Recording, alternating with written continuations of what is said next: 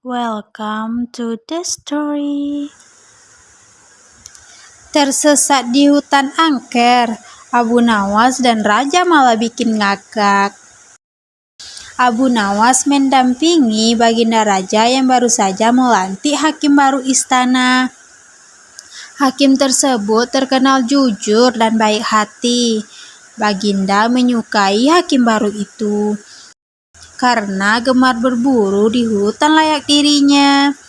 Di sela-sela waktu santai, Baginda Raja memanggil hakim baru tersebut untuk menghadapnya. "Bagaimana pekerjaanmu? Apakah ada kasus yang sulit diselesaikan?" tanya dia. "Alhamdulillah, Paduka, semua pekerjaan masih bisa Hamba atasi," jawab hakim tersebut. "Bagus. Awas jangan main-main dengan jabatanmu. Kalau kamu sampai ketahuan menerima sogokan, aku bukan hanya akan memecatmu, tapi juga akan memenjarakanmu," ancam Baginda Raja. "Jangan khawatir, Paduka. Hamba ini bukan tipe orang yang suka disogok. Hamba justru sangat membenci perbuatan itu. Hamba ini sudah kaya, Paduka. Buat apa menerima sogokan? Bukankah Paduka tahu sendiri gaji sebagai hakim sepenuhnya hamba sumbangkan untuk fakir miskin?" ujar hakim baru itu. Baiklah, aku percaya. Oh ya, aku dengar kau gemar berburu di hutan. Bagaimana kalau besok kita berburu bersama-sama?" ajak Baginda Raja. "Dengan senang hati, Paduka yang mulia. Hamba terima ajakan Paduka," balas hakim itu. "Baiklah, besok kita berangkat. Tapi aku akan mengajak serta Abu Nawas," timpal Baginda Raja. Abu Nawas yang saat itu sedang cekcok dengan istrinya langsung menerima ajakan Baginda Raja. Dengan begitu, dia bisa menghindari kemarahan sang istri. Singkat cerita, Abu Nawas, hakim baru, dan Baginda Raja pergilah meninggalkan istana. Ketiganya memulai perjalanan menuju hutan. "Abu Nawas, apa kamu punya saran hutan mana yang akan kita tuju?" tanya Baginda Raja. "Ada, Paduka, hutan di seberang lautan. Di sana banyak hewan kijang, tapi hutan tersebut terkenal angker," jawab Abu Nawas. "Sama setan saja masa takut? Ayo kita ke sana," balas Baginda Raja. Ketiganya lalu menuju hutan yang terkenal angker. Saat akan memasuki hutan tersebut, Abu Nawas mulai merasakan hal yang mistis. "Paduka, apa Paduka yakin akan masuk ke dalamnya?" tanya Abu Nawas. Tidak beberapa lama, tampaklah seekor kijang muncul di hadapan mereka. Baginda Raja dan hakim istana lalu mencabut anak panah dan membidiknya. Tapi sayang, bidikan mereka meleset, sehingga membuat kijang tersebut berlari ke dalam hutan. "Ayo kita kejar!" teriak Baginda Raja. Mereka pun mengikuti arah kijangnya lari. Ketika sedang mengejar hewan buruan, tiba-tiba muncullah seekor harimau. Melihat ada mangsa di depannya, harimau itu langsung mengejarnya. Baginda Raja dan Abu Nawas serta hakim istana spontan berlari menghindari kejaran harimau tersebut. Setelah beberapa lama kemudian, akhirnya mereka bertiga pun selamat. Namun, alangkah terkejutnya mereka saat mengetahui tengah berada di dalam hutan. Pasalnya, mereka bertiga tersesat di tengah hutan yang angker. Mereka tidak tahu harus meminta bantuan kepada siapa. Di tengah situasi yang mencekam itu, tiba-tiba muncullah seorang kakek tua misterius yang berpakaian serba putih. Kakek itu menanyakan perihal kedatangan mereka ke hutan tersebut. "Kenapa kalian sampai ke tempat ini? Tahukah kalian kalau tempat ini sangat berbahaya?" tanya kakek tua tersebut. "Kami tersesat, Kek. Apakah kakek bisa membantu kami?" kata Baginda Raja. Aku bisa membantu kalian, tapi masing-masing dari kalian hanya dibatasi satu permintaan, balas kakek tua. Kemudian Baginda Raja mengungkapkan keinginannya. Begini kek, aku ingin pulang ke istana. Aku ini adalah raja. Aku tidak ingin kehilangan istanaku, minta Baginda Raja. Baiklah, keinginanmu akan kukabulkan, jawab kakek tua. Seketika Baginda Raja langsung menghilang dengan sekejap. Ia sudah berada di istananya, duduk di singgasana bersama sang permaisuri. Syukurlah akhirnya aku bisa kembali berada di sini, ucap Baginda Raja. Sekarang giliranmu, apa permintaanmu? Tanya kakek tua kepada hakim istana. Aku adalah hakim istana yang kaya raya. Aku ingin pulang ke rumahku yang megah. Aku tak mau kehilangan harta kekayaan. Aku ingin secepatnya berkumpul dengan istri dan anak-anakku, minta hakim baru tersebut. Baiklah, keinginanmu aku kabulkan, jawab si kakek tua. Setelah hakim istana langsung menghilang dan berada di rumah megahnya berkumpul dengan anak dan istri-istrinya. Kini tinggal Abu Nawas seorang diri di dalam hutan. Sekarang giliranmu, apa permintaanmu? Tanya kakek tua kepada Abu Nawas. Aku ini orang miskin kek, rumahku kecil dan tidak ada harta yang berharga di rumah. Aku juga sedang cekcok dengan istri, aku tidak tahan dengan omelannya. Hal inilah yang membuatku tidak betah di rumah. Jadi aku meminta supaya Baginda Raja dan hakim istana dikembalikan ke sini untuk menemaniku, minta Abu Nawas. Seketika permintaan Abu Nawas terkabul. Baginda Raja dan hakim istana tiba-tiba kembali berada di sampingnya. Hakim istana dan Baginda Raja terkejut dengan kejadian itu. Kenapa kami kembali berada di sini? Tanya Baginda Raja dan hakim istana. Itu adalah permintaan kawanmu.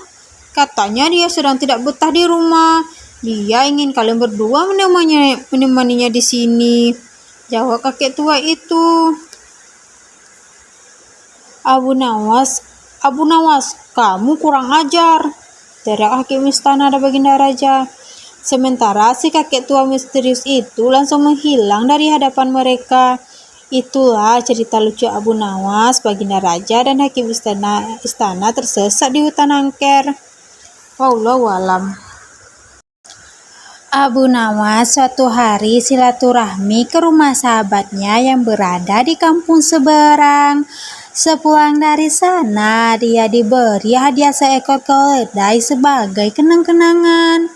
Beberapa hari kemudian, Abu Nawas mendengar kabar bahwa sahabatnya itu meninggal dunia. Abu Nawas pun sangat sedih. Dia tidak menyangka sahabatnya yang sangat dia cintai pergi begitu cepat meninggalkan dunia ini. Untuk mengobati rasa kehilangannya, Abu Nawas merawat dengan baik keledai pemberian sahabatnya itu. Abu Nawas memperlakukan si keledai dengan sepenuh hati layaknya memperlakukan sahabatnya yang telah meninggal tersebut. Kemudian tidak berselang lama, Abu Nawas kembali dirundung duka. Keledai pemberian sahabatnya juga ikut mati. Ia lalu menguburkannya di kampung sahabatnya yang telah meninggal dunia itu.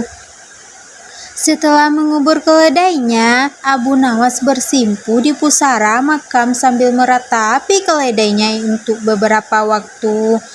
Abu Nawas terlihat khusyuk berdoa dengan mencucurkan air mata. Kemudian rombongan warga melintas di tempat itu.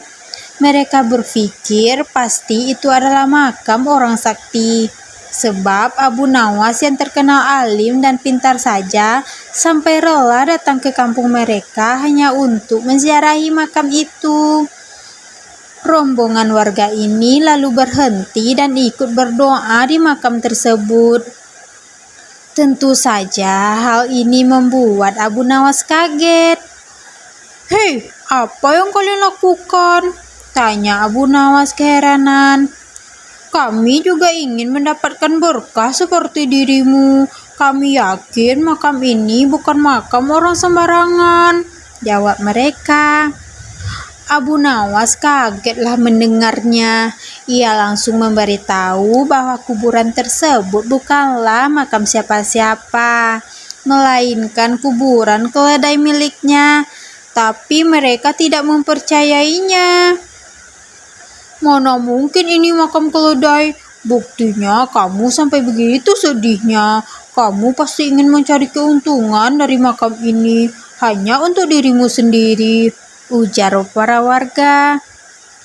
Abu Nawas sudah berkali-kali coba meyakinkan, tapi mereka tidak menghiraukannya. Hingga akhirnya membuat Abu Nawas yang kewalahan. Ia akhirnya menyerah dan meninggalkan kampung tersebut. Setelah bertahun-tahun kemudian, Abu Nawas diajak kawannya jalan-jalan mengunjungi kampung tempat keledai Abu Nawas dimakamkan.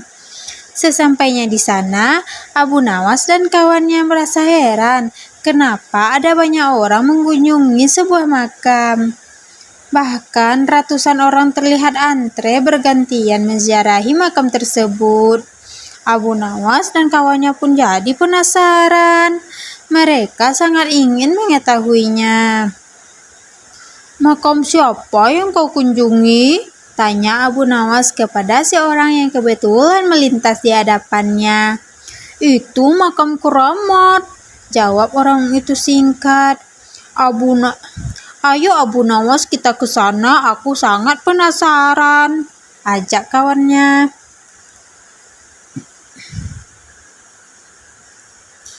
Mereka berdua lalu mendekati makam keramat yang dimaksud dan ramai dikunjungi sampai ratusan orang itu. Ternyata makam tersebut adalah makam keledai Abu Nawas yang telah bertahun-tahun meninggal. Melihat hal itu, spontan Abu Nawas tertawa lah terpingkal-pingkal. "Hei Abu Nawas, kenapa kamu tertawa? Apa ada yang lucu?" tanya kawannya heran. "Kamu tidak tahu makam siapa itu?" tanya Abu Nawas. "Memangnya kamu tahu?" kata kawannya balik. "Tentu saja aku tahu. Aku sangat mengenali makam itu," jawab Abu Nawas. Lalu Abu Nawas menceritakan kisah makam keledai pemberiannya sahabatnya itu. Mendengar cerita tersebut, sang kawan seketika ikut tertawa terpingkal-pingkal. Tingkah Abu Nawas dan kawannya ini membuat ratusan peziarah merasa terganggu dan menganggap mereka mengolok-olok makam keramat. Orang-orang lalu menegur Abu Nawas agar menjaga sikap, tapi Abu Nawas justru malah tertawa lebih kencang. Tentu saja hal ini membuat orang-orang emosi. Mereka segera menangkap Abu Nawas dan hendak memukulinya. "Tunggu dulu, kalian jangan cepat emosi. Kalian tahu tidak, makam yang kalian anggap keramat itu bukan makam orang alim, tapi makam keledaiku yang mati. Aku sengaja menguburnya di situ. Kalau kalian tidak percaya, gali saja kuburan itu. Kalau aku berbohong, silahkan kalian bunuh aku," ucap Abu Nawas. Ratusan orang yang hadir saling tatap satu sama lain. Ada yang percaya, ada pula yang tidak percaya. Akhirnya untuk membuktikan ucapan Abu Nawas, mereka beramai-ramai menggali makam tersebut. Ternyata memang benar, yang mereka temukan adalah tulang belulang seekor keledai. Kemudian salah seorang warga bertanyalah kepada Abu Nawas, "Kenapa bisa seperti ini Abu Nawas?" Abu Nawas selalu menjelaskan awal mulanya dan kenapa keledainya dimakamkan di kampung mereka. Itu karena keledai miliknya adalah pemberian sahabatnya yang telah meninggal dunia, yang juga merupakan penduduk kampung ini. Sejak saat itulah akhirnya orang-orang menjadi sadar dan tidak lagi menganggap keramat makam tersebut. Allahu a'lam.